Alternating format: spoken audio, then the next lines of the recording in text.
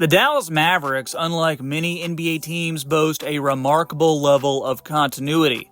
Despite a surprising run to last year's finals, the core of the team remains largely intact. The players responsible for over 80% of their points in the playoffs are still on the roster, and that ensures a familiar and cohesive unit. And while Dallas may have made strategic additions to enhance their roster, their foundation remains strong.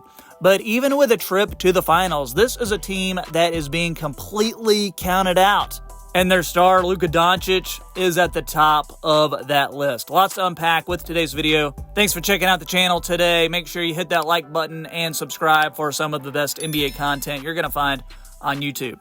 So, at the heart of the Dallas Mavericks is Luka Doncic, a dominant force in the NBA. His ability to control the game both offensively and defensively is frankly unparalleled.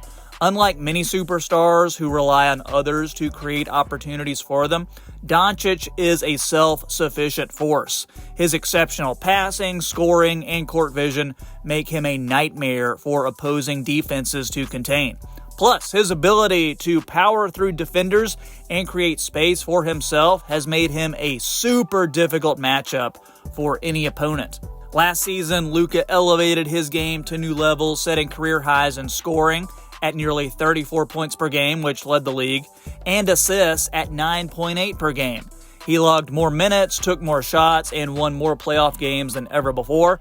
And despite leading the league in usage rate for the third time in 4 seasons, his 61.5% true shooting was a career best. What's fascinating is that Doncic didn't achieve his best season by addressing his weaknesses, but by amplifying his strengths, mainly his physical strength. Doncic has never been slight, but earlier in his career, he moved like a guard, running, jumping, even dunking. However, that was about 4 years and 50 pounds ago. At some point, he realized it was more efficient to just go through defenders than to go around them. And while most ball handlers aim to create separation, Doncic works to collapse it. By adjusting angles and using his body, he pins defenders to him, effectively neutralizing them. They can't disrupt him, and if they're stuck to his side, Doncic can basically do whatever he wants. When he steps back for a jumper, he knows the defender can't contest it. When he floats a shot toward the rim, defenders become an afterthought. During Dallas's dominant 5-game Western Conference Finals victory over the Minnesota Timberwolves, he picked apart one of the league's best defenses by challenging their fundamental principles. Defense at its core is about misdirection, creating hesitation in the offense. But Luka refused to give up any advantages. He keeps defenders on edge at all times. Even in the most crowded parts of the floor, he maintains control, never closing off his passing options with reckless drives or unnecessary jumps. Eventually, he finds the cracks in a defense and exploits them, waiting for it to collapse around him. Yet, Luka's bulk comes at a cost.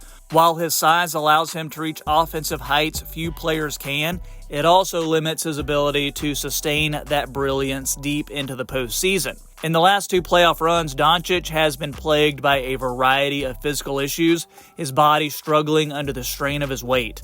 In last year's finals against the Celtics, he appeared drained, only able to flash his usual dominance for short stretches. In the Mavs' 4 finals losses, he amassed 38 points, 10 rebounds, and 8 assists in the first quarter, but only 18, 7, and 6 in the fourth. His shooting percentage also dropped from 52% in the first quarter to 33% in the fourth. So is it a matter of Luka not having enough help? Is it a matter of his weight? Is it his stamina? Could it be all 3? That will be something to monitor this NBA season, because as Luka's physicality is going to be a major story, the toll of playing at such a high level can be demanding on his body, leading to fatigue and injuries.